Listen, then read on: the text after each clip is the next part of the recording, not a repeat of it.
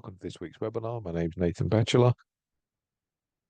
Before I begin, I'm just going to read through this disclaimer. Please feel free to read along as well. Beyond Trader LLC is strictly a research publishing firm. Information we publish is based on our opinions, plus our quantitative models, statistical and financial data, and independent research. This service is not registered with any financial regulatory agency, such as the SEC or any other organization or governmental body. By using our platform or our services, you acknowledge that we do not provide personalized recommendation or advice. Alternative asset classes are volatile investments and carry significant risk. Please do your own research before making any financial decisions. Okay, so on today's agenda, I'm going to be keeping it obviously relevant as I like to on a Sunday, and also in fitting with the educational purpose of the webinar. So this week I'll be looking at the particular angles of trend lines, how to draw them, and what they mean in regard to the market. Hope I'm going to explain that today, and I'll be looking at two specific angles, and that'll be clearer in a moment. And also, like I say, I like to make it relevant to the current market conditions, and I'll be doing that with Bitcoin and a number of altcoins as well, and also building that into the current price action this week. And after that, I'll be looking at altcoins, and if there's any questions after the webinar, there's also a Q&A session, and obviously you're free to ask me anything that you want. Okay, so moving on to the educational content, and this week we're looking at the trend line angles, and obviously something that I want to make clear from the moment that we begin is that I'm looking at two specific types of trend line angles. One is upsloping and one is downsloping.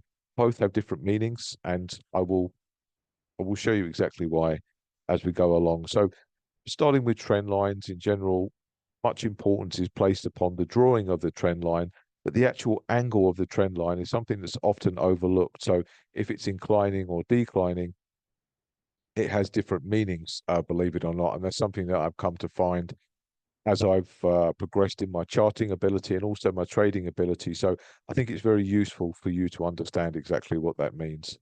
So if we start with the upsloping trend line first, so typically with the upsloping trend line, we're going to use that as very hard and bona fide resistance. So in this particular instance, I'm looking at the crypto total market cap chart. And if we look at the significance of the upsloping trend line and exactly why it's so important. So if we have a look at the start of the year, the market up towards this upsloping trend line. This was obviously very strong resistance. So altcoins didn't really rally, but Bitcoin almost has a mirror chart of this, the Bitcoin chart, and Bitcoin actually broke above the trend line and then went on to new highs. And because altcoins didn't follow, this is one of the reasons why we, on this particular chart, we hit resistance, we had a sell-off, and now we're approaching that trend line again. So not only is the upsloping trend line very important for a number of reasons, but it's also something that can act as a very, very important marker for a breakout. So basically, an upsloping trend line, it represents a very extreme point for the market. And what type of extreme am I talking about? Is the key point of a breakout in the market. So if we were to move above an upsloping trend line, it has much more importance than perhaps a downsloping trend line. And not only is it a key reversal point and the point at which the market could reverse, but it's also the point at which a major new price trend can start, or a major down move can also begin if we can't get past that trend line. So that's something that I think is very important to note in trading and building this into your own charting ability. And like I say, parabolic moves can actually start once we break past these upsloping trend lines. And Bitcoin was a clear case in point at the start of the year. The trend line was around 50,000. After we broke it, we moved to around 73. And you can see what we're doing now, I guess, with the market. So the crypto total market cap chart it's something to watch in the coming weeks and days. It's particularly important, especially for altcoins. We know that Bitcoin has had its breakout, but if we can get above this trend line, I'm expecting to see alts do what Bitcoin has done earlier this year. But if we don't get past it and we test it in the coming week, then there's a good reason why we could retrace. And if you look at the kind of sequence that we're moving in, there's a possibility that between the blue trend line and the orange and the yellow trend line, rather, there's a possibility that we actually move to the midpoint of that range. So that's very interesting. So if we fail at the yellow trend line, possibility we move back to at least the middle of that blue line there, and that's obviously going to have some pretty profound consequences for altcoins. So again, this has extreme relevance to the current market conditions in the coming weeks. Now, another interesting point is that downsloping trend lines hold exactly the same significance in trading. So it's almost the same reverse mentality when you're looking for these downsloping trend lines. So for example, we've looked at the upper trend line, but now the bottom trend line there, and we can see this is a weekly price chart, which is also significant, and we'll talk about that later on. I know you can see the fact that we weren't able to break underneath um, this formation of this trend line, and that's the actual bounce back area. So this would be the point at which a new bearish trend would start, or a reversal as we come down to test that trend line. So that's something very important. So this can signify major buying points in the market, and also the downsloping trend line can also know when new bear trends start in the market as well. So if we were to break underneath there, we go into a protracted bear market. So these are things to pay attention in future. And please also know that the weekly and monthly time frames on these trend lines um, that I've mentioned, they hold the most weight. So, for example, if you're looking at that setup on a 4-hour price chart, you might only see, a quarter or maybe like an eighth of the move that you would see if the move happened on a weekly or monthly trend lines. And do also note the amount of patience that is going to take for you to incorporate this in your trading, because it can take maybe weeks, months, years for the market to use to move towards these trend lines. So something you can do while you're waiting, you can use them as hard and soft targets or bona fide support and resistance in the market, not just breakout or reversal areas, but you can also incorporate them as as targets that the market would move towards in extreme moves.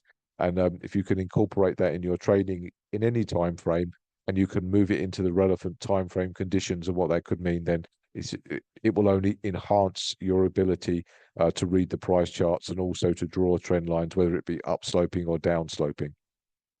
So I hope that's clear, and that's just a little bit of an insight into some of the things that I look at. So now we can look at it in terms of the relevance to altcoins. So moving into this week, I guess, like I say, we're moving towards this trend line.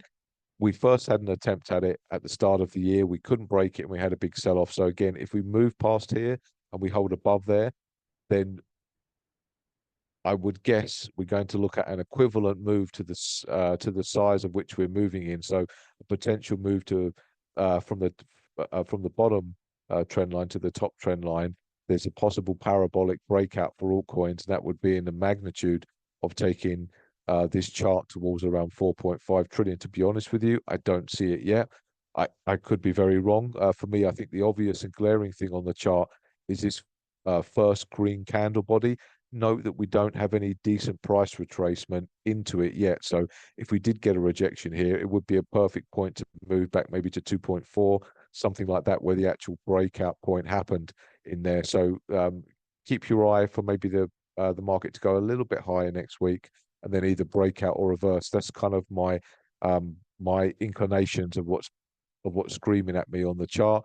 And also, like I say, there's also the possibility for an extended retracement back towards the actual breakout spot of that initial area there. So I think if we were to measure top to bottom, we would probably see the market moving in a magnitude of around 3.2, 3.3. So we could get a fake breakout above and then a move down. So bear that scenario in mind as well. We need lots of confirmation and probably momentum going into next week. And speaking of momentum, we can see that the crypto total market cap chart has got lots of bearish momentum. So you can see here, price is moving up very steeply, but the momentum indicator is not making any new highs, and it's actually declining as the price is going up. So at some point or another, possibility we could go towards 2.4 trillion. But do bear in mind, we could hit 3.4, come back to 2.4, and then move towards like maybe 4.4, 4.5. So it's not exactly clear to me yet the scenario that we're going in. But